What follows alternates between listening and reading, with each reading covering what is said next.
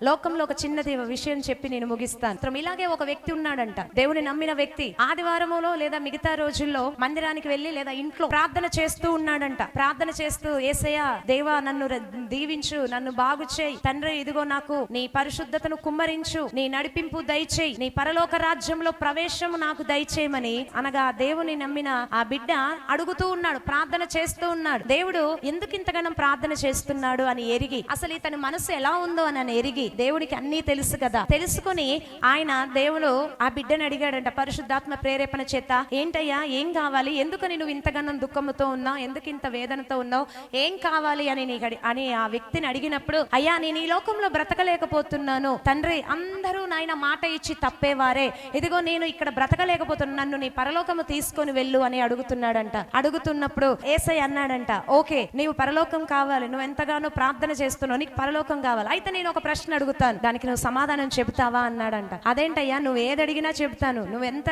క్లిష్టమైన పరిస్థితిలో ఎంత ప్రశ్న అడిగినా నేను సమాధానం చెబుతాను అన్నాడంట. అయితే నువ్వు బాప్తిసము తీసుకున్నప్పుడు నాకు మాట ఇచ్చావు కదా, నేను మరణము వరకు నీకు సాక్షిగా ఉంటాను, ప్రతి ఆదివారం నేను నీ ఆలయానికి వచ్చి నిన్ను ఆరాధిస్తానని బాప్తిసం తీసుకున్నప్పుడు మనం ఒక ప్రమాణము చేస్తాం కదా, అది దేవునికి సంఘానికి ప్రమాణం చేస్తావు, అలా నువ్వు చేసావు కదా. అలా చేసిన నీవు 7 రోజులలో 6 దినములు నువ్వు నీకు ఇచ్చినప్పుడు ఒక్క దినము అనగా ఆదివారం దినమున నీవు దేవుని ఆలయానికి క్రమముగా రాలేక, ఒక్క దినము కంటిన్యూగా ఒక్క ఆదివారము కూడా నువ్వు తప్పిపోకుండా నా ఆలయానికి రాకుండా నన్ను ఆరాధించకుండా నీవు లోక కార్యములు చేయుచు నీకు పరలోకము సంభవించిన ఆయన ఏమని, అయ్యా ఈ లోకంలో అందరూ నాకు మాట ఇచ్చి తప్పేవారే, అందరూ మోసం చేస్తున్నారయ్యా, నేను ఈ లోకంలో బ్రతకను, నాకు పరలోకం కావాలి అని అన్నావు. మరి ఇక్కడ నువ్వు క్రమముగా నిలవబడలేని నీవు, క్రమముగా మందిరానికి రాలేని నీవు, ఒక్క ఆదివారం కూడా తప్పిపోకుండా దేవుని మందిరమునకు మాత్రమే ప్రాధాన్యతని ఇవ్వకుండా నువ్వు లోకానికి లోక కార్యాలనికి ప్రాధాన్యతనిస్తూ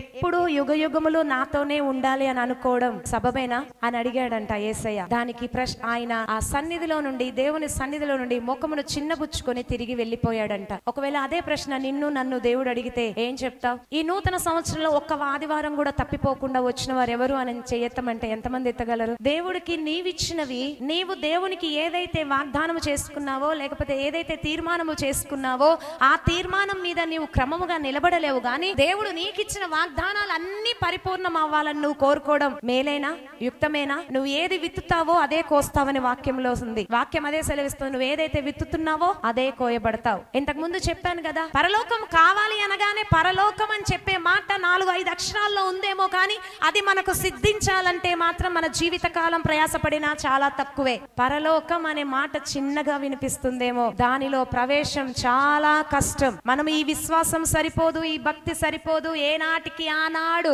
భక్తిని పరిపూర్ణము చేసుకుంటూ ఎదగాలి, దేవునితో సహవాసం ఇంకా ఎక్కువ చేసుకుంటూ ముందుకు వెళ్ళాలే తప్ప, ఎత్తబడాలి అనుకుంటే ఈ విశ్వాసం సరిపోదు, ఎత్తబడాలి అనుకుంటే ఈ ప్రార్థన సరిపోదు, ఎత్తబడాలి అనుకుంటే ఈ సహవాసం సరిపోదు, ఎత్తబడాలనుకుంటే దేవునితో ఇంకా ఇంకా ఇంకా నూతన అనుభవము, నూతన సహవాసం, నూతన బలం పొందుకుంటూ ముందుకు వెళ్ళాలి.